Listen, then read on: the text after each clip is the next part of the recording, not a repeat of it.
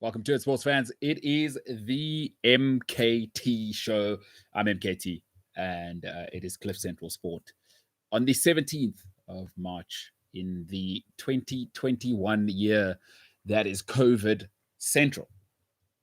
Getting better though, huh? It's getting better. Listen, let's just be honest. It's opening up. I live in South Africa, and things are opening up. My God, people are out there, but what an incredible year. Could you have imagined this 10 years ago? 20 years ago, if you told somebody we'd have a global pandemic and you would have to wear a mask just to go and get avocados, would you have said yes? Mental. It's been a crazy year, but we've made it. We've made it to the third year of round 2 of COVID. That is 2021. Shout out to you. Hope you had a great day. Today we're talking about, there's always been this thing in England about why don't they pick a team or players from smaller teams? I'm not sure what people are talking about. It's such a sentiment thing, right? Do me a favor. And then if you haven't heard, the Springboks might have more investment, but I'm going to suggest something which they should have done 20 years ago. And I don't know why they didn't do it between certain countries across the globe that would have made rugby 10, 20, 30, 10, 100 times, 1,000 times bigger than it is now. I just don't get it. So we're going to talk a bit of rugby and suggest maybe what they could have done. But because I think these deals look good now, but I'm not so sure long term if it's the right call. All right, let's talk about the England squad. By the way, MKT inspires on social media, otherwise Cliff Central Sport. There's always been this thing, the England football. There's always been this thing of favoritism. People always say favoritism, top 4 bias, London bias, this and that bias. Look, in life, all right, it's quite simple. You're either the man or you're not. All right, you're either the man or you're not. Because, part of being the man, part of being the woman, you don't get excuses. You don't get excuses. And there's this word that I can't tolerate. People always tell me how underrated they are, how underrated this player is, how underrated that person is. Listen, if somebody asks the girl out and you don't be sour at the guy. It's not his fault that you were a little wimp and you sat in the corner. That's not his fault. And he's not whatever you may call him because he asked out the girl, he put the ring on it, and now he's living the life you think you should be living.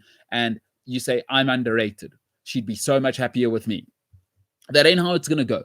Underrated, I've always said, is a failure in presentation. You tell me about underrated, I say it's a failure in presentation. Listen, England for years made this mistake, right? England for years picked Steven Gerrard over Paul Scholes. For years. And they justified it somehow. They moved Paul Scholes to the left. They did this, they did that, they did the other. They found every reason to pick Steven Gerrard over Paul Scholes. Folks, cometh the hour, cometh the man. I've always said this, for me, is if you've never been under pressure, when the moments come, right, you're never going to be ready. You can't simulate pressure. Now, I don't care how great Liverpool fans think they are, how great Liverpool supporters think the club is, the atmosphere is, whatever that is. There's been no pressure at Liverpool for 30 years. There's a great theory. It's rather harsh, right? Taking a dumb child and putting them in a lower class and they get better marks does not make that child smarter. Steven Gerrard played at a club where for the last 30 years, the expectation has been goose egg. And quite frankly, he played with people like Dieter Hamann and Danny Murphy. That was largely the midfield he was playing in. Vladimir Smitsa. So Gerrard looked unbelievable. But there was never any pressure on him. Anything he did, he was godlike. But people romanticize the captain. He's one of ours. Now, that's a nice story. I like that. I love football because I always call it the working class ballet. But when it comes to the sharp end, when it gets to what we call sport, right? There's recreation and sport. At the sharp end, I want to win. And if England wanted to win, they should have picked Scholes. We know that. You know how I know Scholes would have been ready for England? Paul Scholes, for 15 years, had the hardest job in British football. He was the creative midfield spark for Alex Ferguson's midfield. There is no bigger pressure in the last 27 years, right? Let's go back to 2013. In that 27-year span, there is no bigger pressure that existed in British football than being the man who was set to unlock defenses for Alex Ferguson. And for 15 years, Paul Scholes was the midfield maestro of English football. Now, I think Lampard, Scholes, you take your pick. The expectation, yes, Gerrard had his magical moments. Yes, they went to Istanbul, but the expectation Paul Scholes was under. There was nothing after Fergie had dealt with him that he wouldn't have been ready for. This idea that Gerrard was this monster and this guy, and he had no expectation. And I'm sorry, I don't care when people with no pressure deliver. It means nothing to me. Scholes was under immense pressure for 15 years and was the best player possibly at United outside of Roy Keane that they've had in that era. So, Cristiano Ronaldo at the end, and Ronaldo was 5 years. Paul Scholes was 15 years of being the best. 15 years. But they found every reason. He wasn't sexy. He wasn't romantic. There was no storyline. He wasn't Gerrard. Gerrard's everything you want to put in the papers. I'm sorry, but he was nowhere near Paul Scholes. You forget it. Folks, underrated is a failure in presentation. It is nothing but a failure in presentation. Expectation. If you deliver under expectation, you're better. Cometh the hour, cometh the man. The top 6 favoritism is the right approach, right? I would rather have a youngster, right, who's being rotated at the top 6, off the bench, getting minutes in the cup. I'd rather have that. I don't care who Aston Villa's best player is. I honestly do not care. There is no way anybody at Aston Villa should be making the England squad. No way. There's enough going on at Liverpool right now. There's enough going on at Chelsea right now. There's enough going on at Spurs right now. There's enough going on at Man United right now where you don't have to go to these other clubs to appease anybody. I do not care who Aston Villa's best player is. Because all they do, you know what, win, lose, give the ball away, who cares really? When Marcus Rashford misses a chance, now we may not see it, but there are problems for Marcus Rashford, right? Every pass that goes astray from Luke Shaw, that's a problem. Maguire, every time, and he's been trash for 3 years, but there's a problem. When Michael Keane messes up at Everton, yeah, well, it happens. When Tyrone Mings messes up at Aston Villa, he's had such a good season, but they're going to come in the top 12. There's levels. There's levels to everything. This idea that because you put a relatively smart kid in a lower class, they get better marks in and amongst that group and they seem smarter is insanity. There should be favoritism. There should be a positive discrimination. There should be an elitism to getting into the England team. I don't understand the sentiment thing. And it makes no sense to me. For years and years, I heard Gerrard being justified over Paul Scholes. I found it unbelievable. Stop telling me about Gerrard's leadership and, one club man. What do I do with that? What do I do with that? Paul Scholes carried the greatest dynasty British football has ever seen for 15 years. And by the way, he wasn't a bystander. Paul Scholes was an attacking midfielder where it's got to go through Paul Scholes for the final decision, for the hardest part of football, right? To score the goals. So, everybody knows Fergie's pressure. Everybody knows Fergie is intolerant. But no, Gerrard is justified over that. And I've seen this narrative continued. I've seen this narrative continued that, so-and-so is underrated at so-and-so club. Listen, if Jack Grealish was the guy, do you know where he'd be right now? He'd be at Man City. He'd be at Chelsea. He'd be at Arsenal. Arsenal are having a downtime. But if Jack Grealish was the guy, this guy that everybody tells me that he is, and I'm just using Grealish as an example, but there's lots of others where I'm hearing how underrated they are. If Patrick Bamford was the guy, he'd be at Tottenham. He'd be at Arsenal. Folks, and it's a bit, take it from somebody who squandered many, many opportunities in his life. All of us, if it was me, I'm underrated. That person only got it because, no, they were never late. They delivered. They may not have had your talent, but they showed up. Folks, these things matter. Stop telling me, oh, everyone's underrated. Underrated is a failure in presentation. Patrick Bamford, I'm sorry, is not as good as Harry Kane. Jack Grealish, I'm sorry, is not as good as Mason Mount. I'm not going to have it. I'm not having it. This idea that Ollie Watkins is underrated because he's at Aston Villa and there's a bias towards the top six, it's nonsense. Ollie Watkins has never known pressure, and now it's the semi-final against Brazil, and there's 95,000 screaming fans, and you expect Ollie Watkins to pitch up. Folks, come on. At the elite level, I'm sorry. At Montessori, give everybody a chance. Let's all get involved, and let's all clap hands and go and eat muffins and chocolate cake afterwards, and everybody gets a gold medal. But England have been poor now since 1966, and there's a reason. There's no cutthroat. It's not cutthroat there. And all they want to do, excuse me, is complain that there's too many foreign players. Well, what are you talking about? Make better youngsters. Create better youngsters. Give English coaches a chance. This idea that, especially in a global market, that people are underrated. I mean, underrated. Folks, I don't want to hear it again. I don't want to hear how underrated Patrick Bamford is if he doesn't make the Euro squad. I don't want to hear how underrated Jack Grealish is because he's not getting in the side. They were about to get relegated a season and a half ago. He was in the championship 2 seasons ago. He is not Paul Gascoigne. Don't romanticize things. Winning's a brutal business, and if you've got to learn how to win. And if you have 5 or 6 players in your starting lineup as England who are just happy to be in the top 8, and then you come up against Spain, and they filled with Barcelona players, and you come up against Italy, it's all Juventus and Inter players. You get what you want, right? So don't give me that. Don't give me that. I'm not here for it. England, please, get it together. You got enough talent, and just for one World Cup, just for one big tournament, be ruthless. I want to see Jack Grealish there. He's never done anything. He's never done anything. Look at all the teams that win World Cups. Go and look at the Spain teams. Go and look at the Brazil teams, where the players come from. Cometh the hour, cometh the man.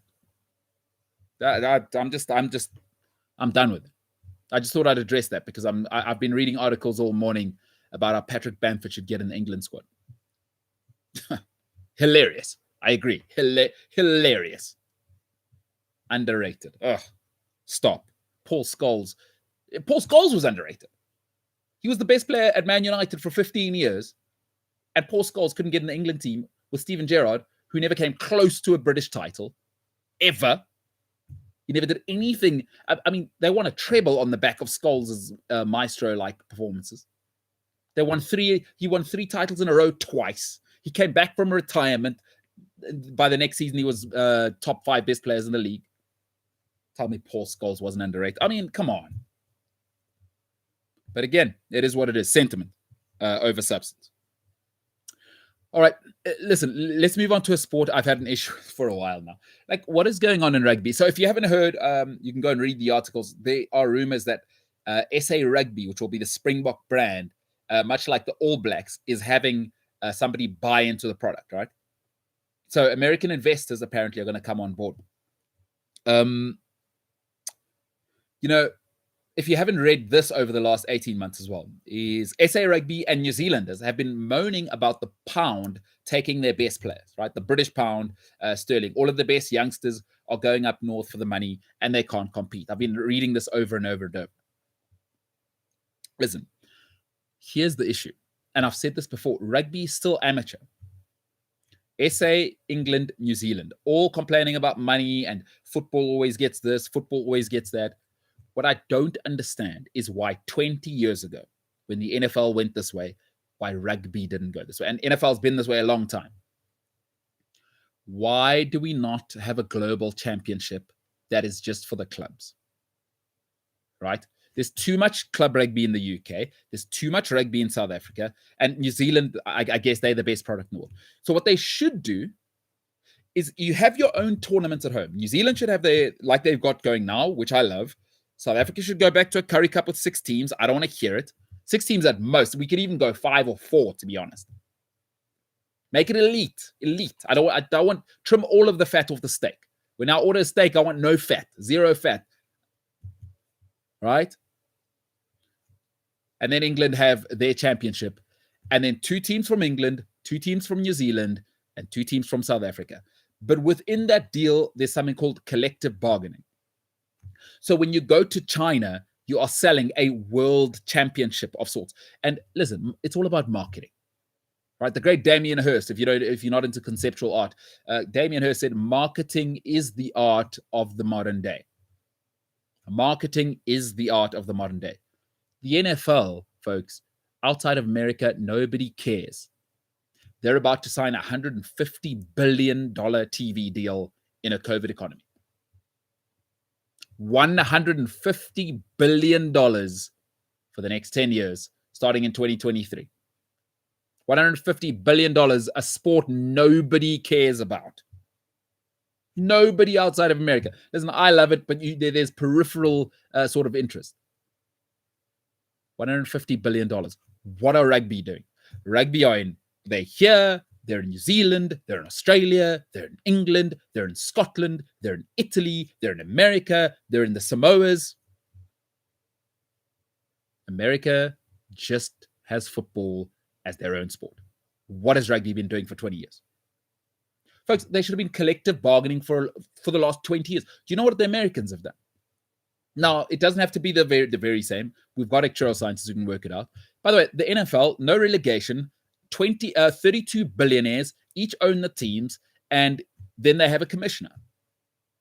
Right, everybody here, we understand how much we're all going to make every year. Try and win this thing we call the Super Bowl. Everybody gets the same money. Everybody knows what's happening. Everybody understands it is about business, baby. And everybody buys in. New Zealand, South Africa, and England. You don't need all the other unions. By the way, in rugby, England, New Zealand, and South Africa, if they'd done it like a business and not run it like, the mom and pop corner shop, those 3 unions don't need anybody else. It's business. If you want to do business, I don't care about Scotland. I don't care about France. I don't care about Ireland. You don't need them. Play the international stuff. That's fine. But in the club setup, much like the NFL, I don't understand why England's best 2 clubs, right? New Zealand's best 2 clubs and South Africa's best 2 clubs are not playing every year in a world championship of sorts. Take it on the road. Sometimes it's in New Zealand. Sometimes it's in South Africa. Sometimes it's up north. You sell it. It's the world champion. I don't know. The Americans are brilliant at it. The best of the best. But we're still negotiating Curry Cups. We're still negotiating whether Griquas should be in it. It's 2021. Rugby went professional in 1994. We're still negotiating whether the Pumas should be getting more of a cut of South African interest. The NFL are playing in London twice a year. A sport nobody knows about, a sport nobody cares about outside of America. Rugby are still arguing about World Cups. Where should it be? Should it be every 4 years? Should it be every 2 years? You should be making billions every single year out of a sport that is far better visually, by the way, far better as a product than the NFL. There's no breaks. There's no stoppages. It's a wonderful product to watch. It's an honest sport. Nobody's wearing these massive pads. And by the way, in the NFL, you can't have superstars. You know why? They're wearing helmets. In rugby, you should be selling Ardie Savea. You should be selling Peter Steph Toy. You should be selling these guys as warriors. Everybody in China should be wearing a Blue Bull shirt. But I tell you what I'm going to be ordering is I'm going to be ordering a Patrick Mahomes shirt. I support the Vikings. But Patrick Mahomes, I see him everywhere. I see him on ESPN. I see him on SuperSport. I see him everywhere because the NFL understands the business. What is rugby doing? Maybe I'm crazy. Maybe I don't understand that tradition is more important than business. If that's what it is, then I'm lost. But rugby's still arguing whether Griquas should be in an expanded Curry Cup. Folks, what are we doing here? Collective bargaining is not rocket science. Why is rugby still here? Why is it still in the doldrums? I don't get it. Why is there still international rugby? I don't understand why there's still international rugby. I don't. I honestly, like, try and sell it to me. I've always said this. Cancel the Rugby World Cup, all right? Or have it every 8 years. I actually don't care. The one thing you keep is the British and Irish Lions. That's special. That's actually really special. The World Cup's not really special because you know why? Is we play the Rugby Championship so often. We tour north every year. So what's so special about the World Cup? I see these games all the time, and quite frankly, they're meaningless. There's no prizes at the end. And at the end of the year, I hear, oh, the number one rugby team in the world is New Zealand or South Africa. So what? But you know what's great about the NFL? In September, I know there's going to be 16 games. It's going to be expanded to 17 this season or next season. But the NFL is great because at the beginning of September, I know there's going to be 16 games. Every game is crucial, by the way, in the NFL. And then in February, around Valentine's Day, there's something called the Super Bowl, and there will be a quote-unquote world champion crowned. So I understand there's urgency, there's a product, there's a finish line. Rugby every 4 years. So it's going to take me 4 years to really discover who the best team in world rugby is. That's not a business model. In today's age, I mean, how many people, we call it in our business, cutting the cable. Right? We know who our satellite supplier is, but people are cutting the cable. People now, they laugh in your face if they see a satellite dish at your house, right? They do. They laugh. What are you doing? We've got Netflix. I've got Amazon. Right? It costs 1/10 of all the other stuff. All I need is an internet line. I'm sorry, international rugby right now is an analog product in a digital time. The sport is fantastic. The on-the-field thing is awesome. The administrators globally are having a laugh. As the British might say, they're having a right laugh. They're having a right laugh. And I'll finish off on this. You know who the victims are? It's the players. Rugby players are criminally underpaid because their sport is run like little children at a lemonade stand are running it. It's crazy to me that we don't have a global league. It's crazy to me that we still have South Africa and New Zealand whinging about the pound when you should have gone into negotiations with the English 20 years ago. Let's have a world league, or let's do something. How's there not a world club league? But I'll tell you how. I'll finish off and I'll say, because administrators, I've said this before, administrators don't innovate. Right now, rugby is still run by administrators. Administrators don't innovate. You know what they enjoy doing? They enjoy going to meetings and sitting with their old friends and drinking beers and reminiscing about the good old days. That's not what billionaires do. The NFL is run by billionaires, 32 billionaires, and Jerry Jones is at the top of that tree. By the way, somehow, the Dallas Cowboys are the most valuable sports franchise in the world in a parochial American sport where largely it only matters in the South of America. How? Has rugby never asked itself, how did Jerry Jones build a team in one of the most conservative areas on planet Earth, in one of the most ridiculously parochial sports on planet Earth? How has he made it the most profitable, or it's the most profitable and most valuable brand in global sport? Global sport, bigger than Real Madrid, bigger than Manchester United, the Dallas Cowboys, Jerry Jones, the NFL. And we're still saying Griquas, our concern is still Griquas deserve a place in the Currie Cup.